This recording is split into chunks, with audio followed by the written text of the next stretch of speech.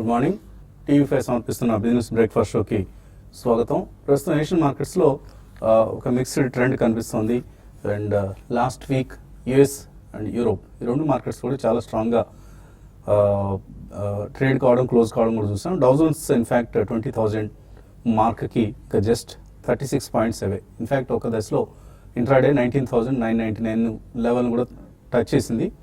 And ఇవాళ బహుశా 20,000 మార్క్ని cross చేసి క్లోజ్ అవుతుందా చూడాలి. అలాగే S&P 500, నాస్డాక్ ఈ రెండు ఇండిసెస్ కూడా రికార్డ్ హైస్ దగ్గరే క్లోజ్ అయ్యాయి. And most of the European markets almost record highs దగ్గర ఉన్నాయి. ఫుట్సీ రికార్డ్ హై దగ్గర క్లోజ్ అయింది. సో ఏషియన్ మార్కెట్స్ కూడా ఆల్మోస్ట్ ఇదే ట్రెండ్ కొనసాగిస్తున్నాయి. బట్ మన మార్కెట్స్ మాత్రం అండర్ పెర్ఫార్మ్ చేస్తున్నాయి. Last week Sensex and Nifty 0.7% లాభపడితే, అఫ్కోర్స్ మిడ్ అండ్ స్మాల్ క్యాప్స్లో ఎక్కువ యాక్షన్ గమనించాం లాస్ట్ వీక్ మన మార్కెట్స్లో. అండ్ వీకెండ్లో వచ్చిన మ్యాక్రో డేటా కూడా ఏమాత్రం ఉత్సాహపరిచేదిగా లేదు. CSO central statistical organisation first 7 months of this current financial year, ఈ ఏప్రిల్ నుంచి అక్టోబర్ వరకు జరిగిన వ్యవధిలో వచ్చిన నెంబర్స్ని బట్టి జీడిపి ఎస్టిమేట్స్ని ప్రకటించింది. 7.1% ఈ సంవత్సరంలో జీడిపి వృద్ధి చెందే అవకాశం ఉంది. లాస్ట్ ఇయర్ మనం 7.6% గ్రోత్ రేట్ పోస్ట్ చేసింది జీడిపి. ఈసారి 7.1% మాత్రమే జీడిపి పెరిగే అవకాశం ఉంది. అది కూడా డిమానిటైజేషన్ ఎఫెక్ట్ని వాళ్ళు కన్సిడర్ చేయలేదు. సో డిమానిటైజేషన్ కూడా కన్సిడర్ చేస్తే అది మేబీ 6.5కు పడిపోయినా ఆశ్చర్యపోవడం అవసరం లేదు మనం. సో చాలా డిసప్పాయింటింగ్ జీడిపి డేటా అని అనుకోవచ్చు. అలాగే ఐటీ స్టాక్స్ లాస్ట్ వీక్ బాగా అండర్ పెర్ఫార్మ్ చేశాయి because of the immigration visa ఇష్యూల కారణంగా. సో ఐటీ స్టాక్స్లో ఒక డెలివరీ బేస్డ్ సెల్లింగ్ చూసాం. అది ఇన్ఫోసిస్ కావచ్చు, టెక్ మహీంద్రా కావచ్చు, హెచ్సిఎల్ టెక్ కావచ్చు, ఇటువంటి ఫ్రంట్ లైన్ ఐటీ కంపెనీస్ అన్నింటిలో కూడా ఒక డెలివరీ బేస్డ్ సెల్లింగ్. ఇన్ఫ్యాక్ట్ ఇన్ఫోసిస్లో అయితే ఈ వారం of course it's a big week of IT earnings. 12th and 13th Infosys TCS results రాబోతున్నాయి. ఈ నేపథ్యంలో ఇన్ఫోసిస్లో లాస్ట్ వీకెండ్ మనం 500 crores వర్త్ స్టాక్స్ని ఇన్స్టిట్యూషనల్ ఇన్వెస్టర్స్ అమ్మడం చూసాం. So Nifty in fact 200-day moving average ఏదైతే ఉందో 8280ని అధిగమించలేకపోవడానికి ప్రధాన కారణం ఐటీ అని చెప్పుకోవచ్చు. లాస్ట్ వీక్ ఐటీ స్టాక్స్ వల్లనే నిఫ్టీ సుమారుగా 38 points నష్టపోయింది. సో మేబీ ఈ వారం కూడా ఐటీలో వీక్నెస్ కొనసాగే అవకాశం ఉంది. IT index and IT stocks వీక్గా కొనసాగే అవకాశం ఉంది. కాబట్టి ట్రేడర్స్ ఈ అంశాన్ని దృష్టిలో ఉంచుకోవాలి.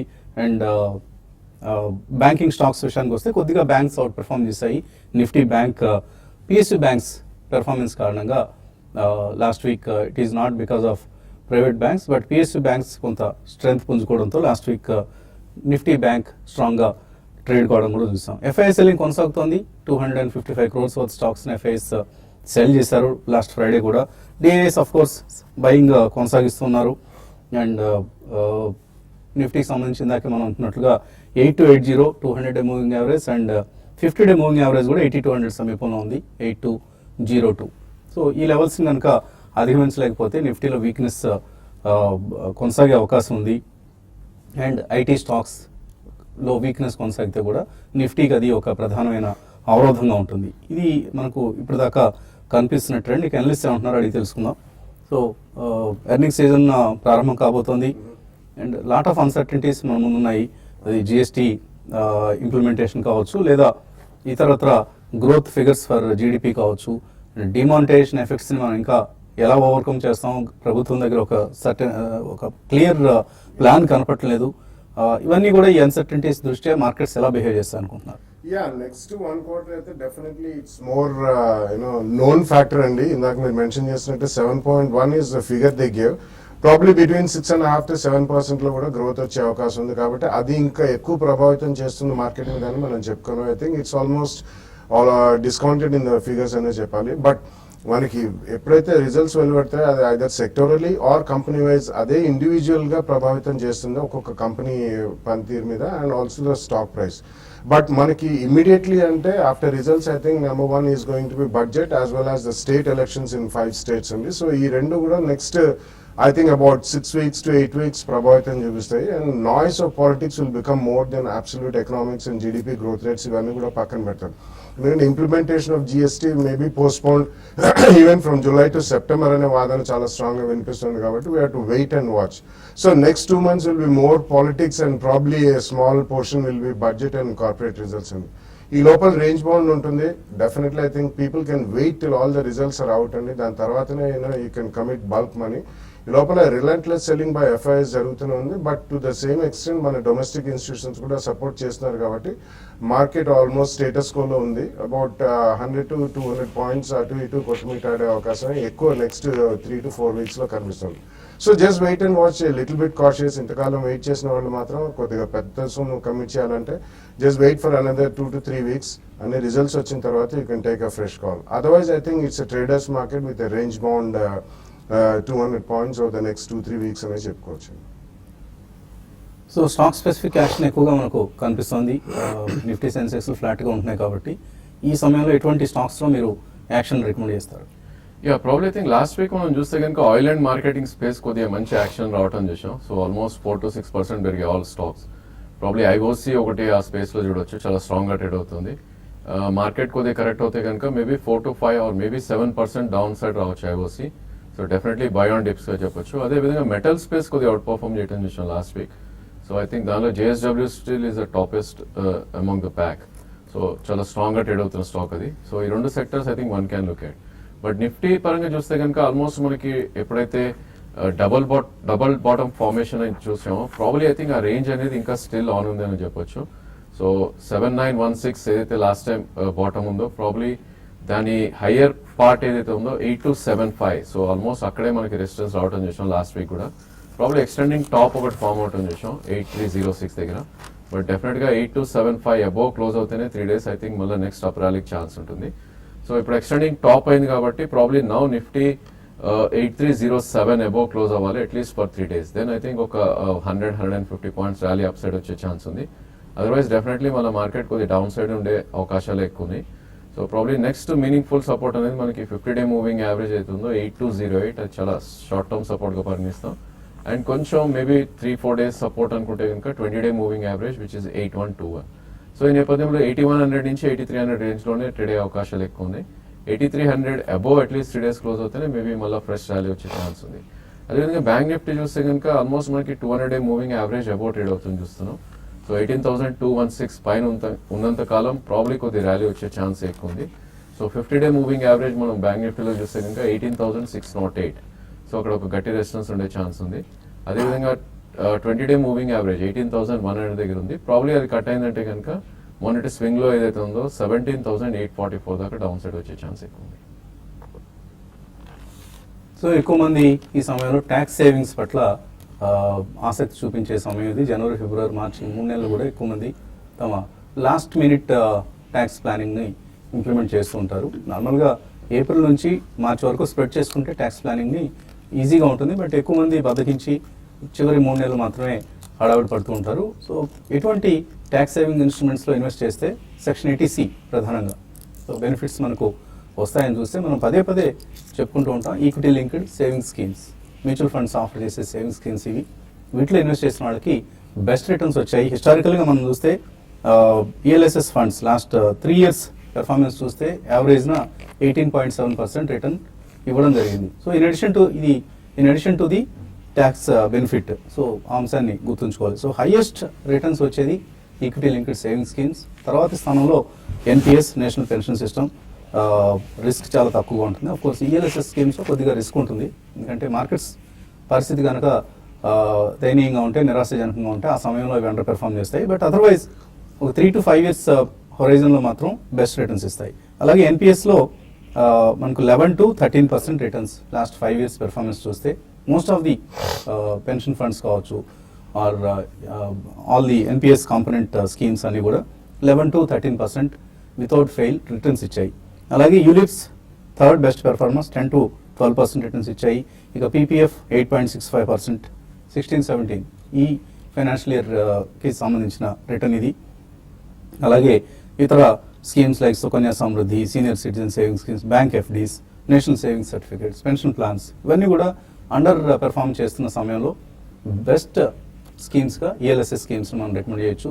సో మంచి ఈఎల్ఎస్ఎస్ స్కీమ్స్ని కనుక సెలెక్ట్ చేసుకొని ఇన్వెస్ట్ చేస్తే బెస్ట్ రిటర్న్స్ వస్తాయి. సో ఈ అంశాన్ని దృష్టిలో ఉంచుకొని మీ ట్యాక్స్ ప్లానింగ్ని సిద్ధం చేసుకోండి. అలాగే నేషనల్ పెన్షన్ సిస్టమ్స్లో కూడా ఎన్పిఎస్లో కూడా చాలా మంచి schemes, in fact HDFC pension fund కావచ్చు, ICICI prudential pension or even Kotak pension fund, LIC pension fund, ఇలా రకరకాల స్కీమ్లు మనకు ఆల్మోస్ట్ ఒక 7 different varieties of schemes NPS కింద అందుబాటులో ఉన్నాయి. వీటిలో కొన్ని ప్యూర్గా ఈక్విటీలో ఇన్వెస్ట్ చేసేవి, కొన్ని గవర్నమెంట్ బాండ్స్లో ప్రధానంగా ఇన్వెస్ట్ చేసేవి, కొన్ని కార్పొరేట్ బాండ్స్లో ఇన్వెస్ట్ చేసేవి, ఇలా రకరకాల స్కీమ్స్ ఉన్నాయి. వీటిలో మన రిస్క్ అప్టైట్ బట్టి సెలెక్ట్ చేసుకుంటే బెస్ట్ రిటర్న్స్ వస్తాయి. అందరూ ఈక్విటీ ప్లాన్స్ని సెలెక్ట్ చేసుకోవాలి లేదు, ఎన్పిఎస్లో కూడా మేబీ సేఫ్టీ కావాలనుకునే వాళ్ళు గవర్నమెంట్ బాండ్ ప్లాన్స్ని, కార్పొరేట్ డెట్ ప్లాన్స్ని కూడా సెలెక్ట్ చేసుకోవచ్చు. కాలర్స్ లైన్లో ఉన్నారు. మొదటి కాలర్ విశాఖపట్నం నుంచి కృష్ణస్వామి. సార్ నమస్కారం అండి. నమస్తే అండి, అడగండి. సార్ నా పేరు కృష్ణస్వామి, వైజాగ్ నుంచి మాట్లాడుతున్నానండి. నేను ఎస్బీఐ పెన్షన్ ప్లాన్ లో సంవత్సరానికి 3 లక్షల చొప్పున 6 సంవత్సరాల పాటు కట్టారండి. ఈ సంవత్సరం ఆఖరి ప్రీమియం 2016 డిసెంబర్ తోటి ఆఖరి ప్రీమియం కట్టారండి. కట్టేటప్పుడు 6 సంవత్సరాలు కట్టిన తర్వాత 7వ సంవత్సరం నుంచి సుమారుగా 23,000 రూపాయలు వస్తాయి, లైఫ్ లాంగ్ కండిషన్ ఇది అని చెప్పారండి. సో ఇప్పుడు పెన్షన్ క్లోజింగ్ టైమ్ లో ఉన్నప్పుడు ఏమని ఎంత వస్తుంది అని నేను నా కాళ్ళు అడిగి లేదా తిరిగి ప్రతి వాళ్ళని కన్ఫర్మ్ చేసుకున్నాము. నెక్స్ట్ ఫైనాన్షియల్ ప్లానింగ్ ఏమైనా చేసుకోవచ్చు అన్న ఉద్దేశంతో అడుగుతుంటే nobody is giving exact figure అండి, how much I'm going to get అనేటువంటిది. సో ఎవరిని అడిగినా కానీ ఏదో తప్పించుకునే ధోరణిలో తిరుగుతున్నా ఉన్నారే తప్పించి ఎవరిని ఎంత వస్తున్నారు అని చెప్పడం లేదు. మరి ఏం సార్ దీని సంగతి అసలు ఏం అర్థం కాదు. ఇన్ఫాక్ట్ మీరు ఇన్వెస్ట్ చేసింది యూలిప్ స్కీమ్ అండి, ఇది ULIP scheme life long pension plus అండి, అంటే వాటి బ్రాడర్ నేమ్ వచ్చేసి యూనిట్ లింక్డ్ ఇన్సూరెన్స్ ప్లాన్స్ అంటారు. ఆ కోవకు చెందింది మీరు ఇన్వెస్ట్ చేసిన ఎస్బీఐ పెన్షన్ ప్లాన్ కూడా. కానీ ఇందులో ఎటువంటి గ్యారంటీ ఉండదండి. ఆయన ఎవరో ఏజెంట్స్ మీకు చెప్పుంటారు, మీరు సంవత్సరానికి 3 లక్షలు ఇన్వెస్ట్ చేయండి, 6 సంవత్సరాల తర్వాత నెలకి సింపుల్గా 27,000 తీసుకోండి పెన్షన్ లైఫ్ లాంగ్ అని చెప్పేసి ఉంటారు. బట్ దానికి గ్యారంటీ ఎవరండి. సో అందరూ ఆ సమయంలో మనం పదే చెప్పాం ఈ కార్యక్రమంలో, ఈ ప్లాట్ఫామ్ నుంచి యూలిప్ స్కీమ్స్ని అవాయిడ్ చేయండి. ఈ పెన్షన్ ప్లాన్స్ ఇవన్నీ కూడా గ్యారంటీడ్ రిటర్న్స్ ఇచ్చేవి కాదు, చాలా హై కాస్ట్ ఆఫ్ మేనేజ్మెంట్ ఉంటుంది, అంటే కాస్ట్ ఆఫ్ అడ్మినిస్ట్రేషన్ ఉంటుంది. కాబట్టి అవాయిడ్ చేయండి అంటే మనం చెప్పడం లేదు. ఏజెంట్ కమిషన్స్ చాలా ఎక్కువగా పే చేస్తారు, అడ్మినిస్ట్రేటివ్ కాస్ట్ ఎక్కువ. కాబట్టి ఈ స్కీమ్స్లో రిటర్న్స్ చాలా పూర్గా ఉంటాయని మనం పదే చెప్పడం జరిగింది. బట్ చాలామంది ఫాలో కాలేదు, ఇగ్నోర్ చేసేసి ఎస్బీఐది కదా డెఫినెట్గా వస్తాయి రిటర్న్స్, ఎస్బీఐ ఎందుకు మోసం చేస్తుంది అనుకున్నారు. కానీ అక్కడ మీకు చెప్పింది ఎస్బీఐ కాదు, ఏజెంట్ చెప్పారు మధ్యలో. మీకు ఎవరైతే బ్రోకర్ ఉన్నారో మధ్యలో వాళ్ళు వాళ్ళ కమిషన్కి ఆశపడి మీతో ఇన్వెస్ట్ చేయించారు, నష్టపోతున్నారు మీరు. సో మేబీ ఒకసారి పేపర్స్లో వాటికి సంబంధించిన ఎన్ఏవీస్ వస్తుంటాయి, మీరు ఎంత పే చేశారు, ఎన్ని యూనిట్స్ మీకు అలాట్ అయ్యాయి, ఆ ఎన్ఏవీ ప్రకారం మీకు ఇప్పుడు అమ్మితే ఎంత రిటర్న్ వస్తుంది అనేది మీరు ఒకసారి చెక్ చేసుకోండి. అండ్ చాలా కేర్ఫుల్గా ఉండండి. దీనికంటే కూడా వీలైనంత వరకు ఇందులోంచి ఎగ్జిట్ అయిపోయి మ్యూచువల్ ఫండ్ స్కీమ్స్లో ఇన్వెస్ట్ చేస్తే with some term plan both insurance cover అవుతుంది and also you'll also get some decent returns. ఇంకా మరిన్ని కాల్స్ అలాగే మెయిల్స్ తీసుకునే ముందు కాసేపు ప్రకటనలు.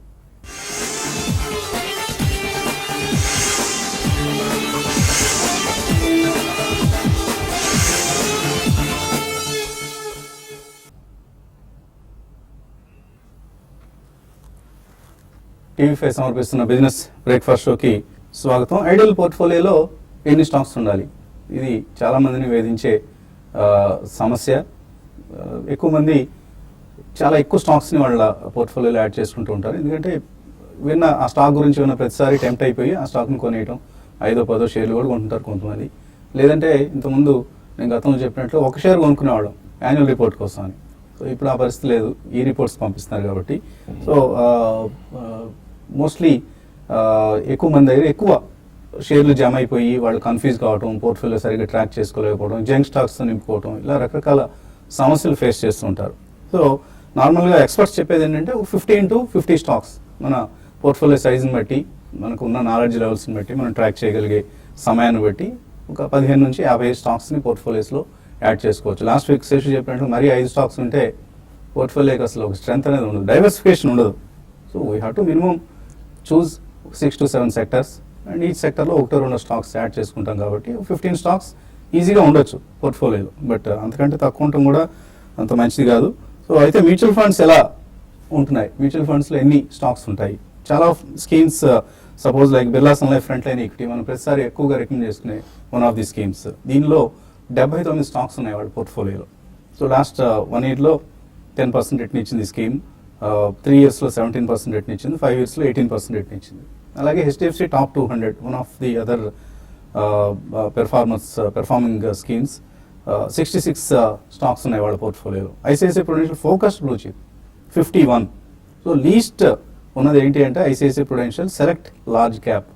ఈ ఫండ్లో ఈ స్కీమ్లో 14 స్టాక్స్ వాళ్ళు మేనేజ్ చేస్తూ మంచి రిటర్న్స్ ఇచ్చే ప్రయత్నం చేస్తున్నారు. కన్సిస్టెంట్ పెర్ఫార్మర్ 14%, 15% ఇలా ఉన్నాయి వాళ్ళ రిటర్న్స్ కూడా. So maybe small is beautiful. So తక్కువ స్టాక్స్ ఉంటే బాగా ట్రాక్ చేసి చక్కగా మేనేజ్ చేసుకోవచ్చు. అండ్ దీన్ని మన చిన్న ఇన్వెస్టర్స్ కూడా దృష్టిలో ఉంచుకోవాలి. స్టాక్స్ సైజ్ పెరిగిన కొద్దీ మనకి ఎక్కువ హోంవర్క్, ఎక్కువ ఎక్సర్సైజ్ అవసరం అవుతుంది. సో మీరు ఎలా కామెంట్ చేస్తారు? ఐ థింక్ అంటే మనకి ఆప్టిమమ్ అనేది ఒక ఫిగర్ ఎవరు డిస్క్రైబ్ చేయలేదండి. బట్ యాజ్ యూ సెడ్ నా between 15-20 stocks is always good. ఎందుకంటే మనం ఒక 5 to 7 సెక్టర్స్ జనరల్లీ పర్ఫార్మ్ చేస్తుంటాయి. సో ప్రాబ్లీ 2 స్టాక్స్ అంటే అక్కడికి ఆల్మోస్ట్ 14-15 అవుతాయి. So 20 stocks is not a bad idea, but between 10 and 15 will be ideal. ఎందుకంటే దాన్ని మానిటర్ చేసుకోగలగాలి. ఎందుకంటే ఒక్కొక్కసారి మనకి కొన్ని sectors will be out of flavour. Especially commodity cycles లో ఉన్న స్టాక్స్ మాత్రం లెట్స్ ఏ మెటల్స్ కానివ్వండి, బేస్ మెటల్స్ కానీ, అగ్రి బేస్డ్ కమాడిటీస్ కానివ్వండి, ఇటువంటి కొన్నిటికి సైక్లికాలిటీ ఉంటాయి. Not maybe complete structural changes కాకపోయినా ఇప్పుడు మనకి కొన్ని ప్రైస్ సెన్సిటివ్ స్టాక్స్ ఉంటాయి. సో ఇటువంటివి బిట్వీన్ 15 and 20 ఈజ్ ఐడియల్ అండి. బట్ అబౌట్ 10 to 15 మధ్యలో కూడా చాలా మంది చిన్న ఇన్వెస్టర్స్ అయినా కానీ దాన్ని మానిటర్ చేసుకోగలగాలి. That's the most important thing. So optimum అనేది లేదు, బిట్వీన్ 15 and 20 ఈజ్ ఐడియల్. ఇప్పుడు మ్యూచువల్ ఫండ్స్ లో అంటే వాళ్ళకి ఫండ్ మేనేజర్స్, స్పెసిఫిక్ గా సెక్టోరల్ ఫండ్ మేనేజర్స్ ఉంటారు, రకరకాలు ఉంటారు, సిఐఓ అని ఉంటారు, చీఫ్ ఇన్వెస్ట్మెంట్ ఆఫీసర్. సో వాళ్ళకి రీసెర్చ్ ఫెసిలిటీస్ ఎక్కువ ఉంటాయి కాబట్టి they will have more number of stocks. But in my opinion anywhere between 15 to 20 is not a bad idea. About 20 కొద్దిగా మానిటర్ చేయడం కష్టం అవుతుంది. బట్ ఇఫ్ యూ హ్యావ్, అందులో కూడా మనకి కొన్ని సెక్టర్స్ ఓవర్లోడెడ్ ఉంటాయి. ఎందుకంటే వాటి పర్ఫార్మెన్స్ కొన్ని సైకిల్స్ లో చాలా బాగుంటుంది కాబట్టి అందులో ఒక 3 to 5 స్టాక్స్ కూడా ఉండొచ్చు. So in my opinion it's between 15 to 20 is not a bad idea అండి. But do not have too many stocks.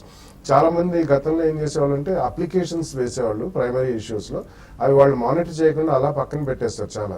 So అలా మనకి నెంబర్ ఆఫ్ స్టాక్స్ పెరిగిపోతుంటాయి కాబట్టి అలా చేయకుండా ఉన్న వాటిలో కూడా కంప్లీట్లీ మనం ఒక అట్లీస్ట్ వన్స్ ఇన్ 6 months యాన్యువల్లీయో ఆ క్వార్టర్లీ రిజల్ట్స్ ప్రోగ్రెస్ చూసిన దాన్ని బట్టి కొద్దిగా ప్రూవ్ చేసుకుని పెట్టుకుంటే మంచిది. So ideal would be between 15 to 20 is not a bad idea for an individual. So JM core 11 company scheme పేరులోనే ఉంది కోర్ 11 అని. సో వాళ్ళు మాత్రం 11 స్టాక్స్తో వాళ్ళ పోర్ట్ఫోలియోని మేనేజ్ చేస్తున్నారు. And they have in fact and decent returns. 1 year 17% return వచ్చింది, 3 yearsలో 20% annualised return వచ్చింది, and last 5 yearsలో కూడా 18% యాన్యువలైజ్ రిటర్న్ని జేఎం కోర్ 11 ఈ స్కీమ్ అందించగలిగింది. మేబీ ఇందాక బాలాగారు అన్నట్లుగా స్మాల్ ఈజ్ బ్యూటిఫుల్. తక్కువ స్టాక్స్ ఉంటే వాటిని చక్కగా యాక్టివ్గా చర్న్ చేసుకోగలగటం ఈజీ అవుతుంది. మురళి నల్గొండ నుంచి కాలర్. హలో నా పేరు మురళి సార్. అదేండి సార్, ఇప్పుడు మీరు ఇంతకుముందు ఫోన్ మాట చెప్పినట్టుగా మంచి మంచి ప్రముఖ కంపెనీ వాళ్ళు ఇన్వెస్ట్ చేయమంటారు, తర్వాత తప్పించుకుంటుండ్రు. అంటే ఎస్బీఐ కానీ మంచి మంచి ఎల్ఐసి దాంట్లో కానీ ఇలాంటివి జరిగినప్పుడు చాలా నష్టపోతున్నాం సార్ కట్టి. తర్వాత తెలుసుకునే వరకు లాస్ట్కి వచ్చే డబ్బులు పీరియడ్ తెలుసుకునే వరకు చాలా నష్టపోయి బాధపడుతున్నాం. ఇంత కష్టపడి లాస్ట్ ఏజెంట్ చెప్పింది నమ్మి తర్వాత అక్కడికి పోయే వరకు ఇట్లా జరుగుతుంది, చాలా నష్టపోతుంది సార్. ఒక్కటే సార్, దయచేసి కష్టార్జన సొమ్ముని డెవలప్ చేసుకోవాలంటే మేము దేంట్లో పెట్టాలి, దేంట్లో పెడితే మా పిల్లలు సుఖంగా ఉంటారు, మేము సేఫ్టీగా ఉంటాం. ఎందుకంటే ప్రముఖ కంపెనీలు ఎస్బీఐ ఈ ఎల్ఐసి వాళ్ళు చెప్పారు ఆ కంపెనీలు చాలా పెద్దవి కదా, నిమ్మలంగా మంచిగా వస్తాయి కదా డబ్బులు, దీనికి ఏ ఇబ్బంది లేదనుకొని డబ్బులు కన్నా కష్టం చేసి పెడుతున్నాం సార్. తర్వాత లాస్ట్ తెలుసుకునే వారికి మేము చాలా బాధ అనిపిస్తుంది. ఏంటి ఈ పరిస్థితి, నా పిల్లల కోసం ఎంత కూడా పెట్టే డబ్బులు లాస్ట్ ఇట్లా అయిపోయాయి. కాకుంటే దయచేసి సార్ మీరు దేంట్లో పెడితే మాకు కరెక్ట్ డబ్బులు వస్తాయి, ఇది ఒక్కటే సార్. అది ఒక ప్లాన్ చెప్పండి సార్. కొంతమంది తెలవని షేర్లు దేంట్లో పెట్టాలి తెలవని చాలా మంది సార్. సంపాదించే శక్తి కొద్దిగా ఏర్పడది కానీ పెట్టే శక్తి లేదు సార్ చాలా మందికి. అందు గురించి మీరు ఓకే. సో మీ ఆవేదన అర్థమైంది. సో ఎక్కువ మందికి ఫైనాన్షియల్ లిటరసీ లేకపోవడం అండి, ఆర్థిక అక్షరాస్యత లేకపోవడం, ఆ సమస్య వల్ల అందరూ ఇబ్బంది పడుతున్నారు.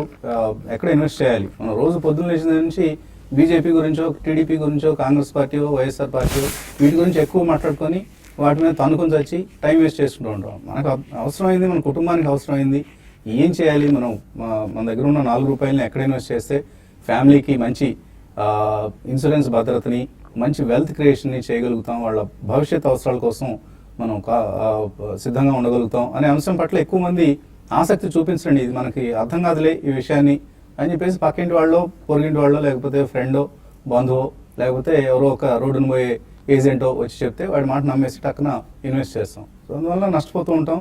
అసలు ఎక్కడా మనకి రిస్క్ రాకూడదంటే ఫిక్స్డ్ డిపాజిట్ చేయాలి. కానీ ఫిక్స్డ్ డిపాజిట్స్లో వచ్చే రిటర్న్ ఎంత?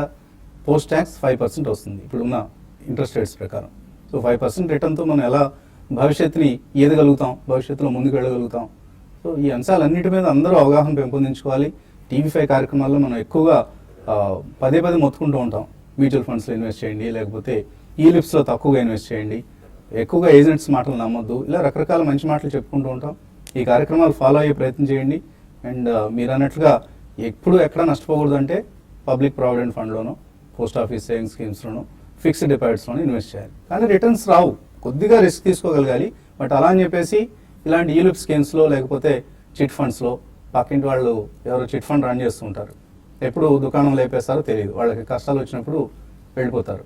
సో వాళ్ళ బారిన పడకుండా జాగ్రత్తగా ఇన్వెస్ట్ చేయాలి. కొద్దిగా అవగాహన పెంపొందించుకుంటే మార్కెట్లో చాలా ఇన్స్ట్రుమెంట్స్ ఉన్నాయి మంచి రిటర్న్స్ ఇచ్చేవి. అటువంటి ఇన్స్ట్రుమెంట్స్లో మీరు ఇన్వెస్ట్ చేసేందుకు ప్రయత్నం చేయండి. రోజు ఈనాడు పేపర్ రాగానే సినిమా పేజ్ చూస్తాం, లేకపోతే ఫ్రంట్ పేజ్లో ఏ పార్టీ వాడిని తిట్టుకున్నాడో చూస్తాం. సో వాటికి ఇంపార్టెన్స్ ఇవ్వకుండా బిజినెస్ పేజ్ ఉంటుంది. ఏ పేపర్ తిరిగేసినా ఒక బిజినెస్ పేజ్ కంపల్సరీ ఉంటుందండి. ఆ బిజినెస్ పేజ్లో ఉండే అంశాలే మన దేశాన్ని నడిపించేవి, మన ఆర్థిక వ్యవస్థను ముందుకు నడిపించేవి, మన జీవితాన్ని ప్రభావితం చేసేవి. మిగతా పేపర్ అంతా కూడా రద్దీ.